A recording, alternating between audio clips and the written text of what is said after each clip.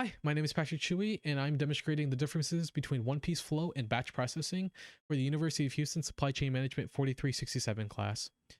For my demonstration, I wanted to get envelopes ready for shipping, and that involves folding a piece of paper, stuffing an envelope, stamping it off, and sealing it.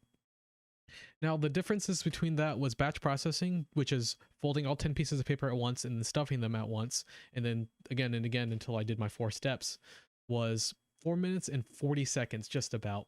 While one piece flow means I folded the piece of paper, stuffed the envelope, stamped it, and then sealed it before moving on to the next one. I got a finished product before I moved on to my next product. It was about 3 minutes and 6 seconds. Now that difference is staggering, honestly. That is a huge time save, and that can be attributed to a few other factors, such as me practicing. I haven't stuffed an envelope in a long time. I don't know who really has, especially in the age of email. I haven't done it. So doing batch processing first means I had a little bit of practice for one piece flow, and I was able to refine my workstation and just figure out how things worked. But I don't know if that was going to attribute to a minute and 40 seconds of differences on my second attempt. Typically, you'd make small changes and then you'd refine it and get rid of the waste and stuff, even though I had plenty of waste in all my processes, both of them.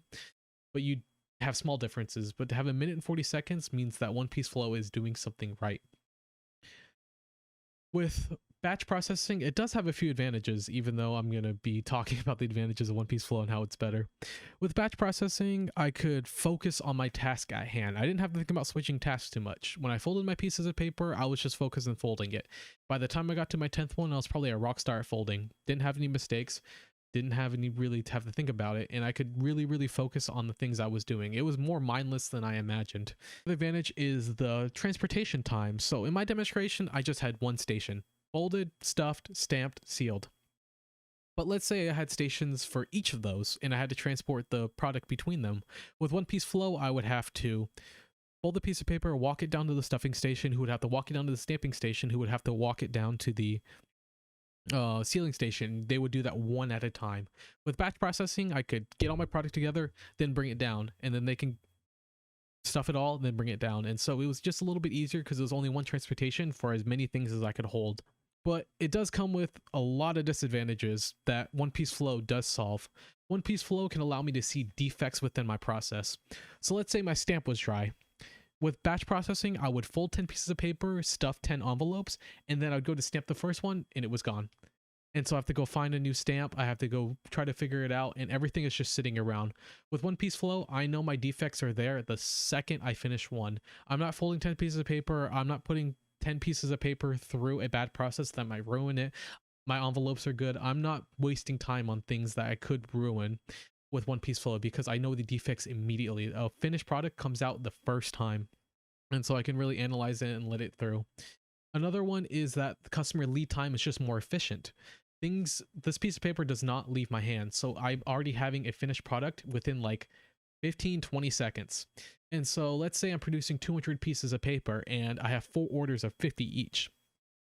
With that, by the time I complete 50 pieces of finished product, I'm only on like 100 pieces of my second step of batch processing.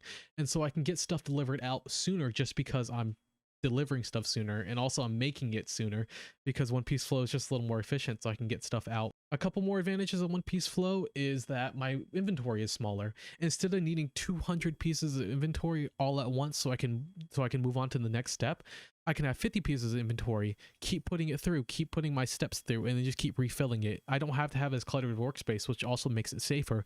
Just because things are within reach, I don't have to put myself in danger, or I don't have to like do things that would save time by avoiding the inefficiencies by rushing.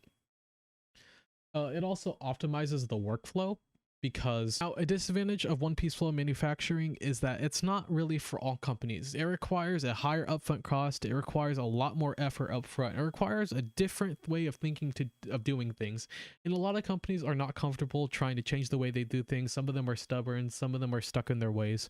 And so trying to force one piece flow in a company that just won't adhere to it will cause a lot more problems in the future.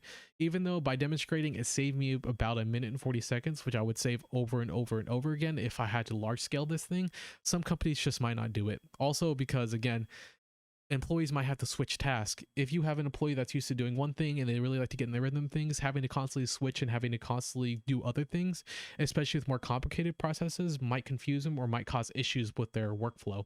It might make them a little more inefficient at the in the short term while they figure stuff out. So with that all said, I'm gonna go ahead and let you watch the raw video of both processes. You can look at the time, you can look at any waste that I had, point it out, have a fun game with it, because there's always waste in every processes. And you can go ahead and compare it for yourself.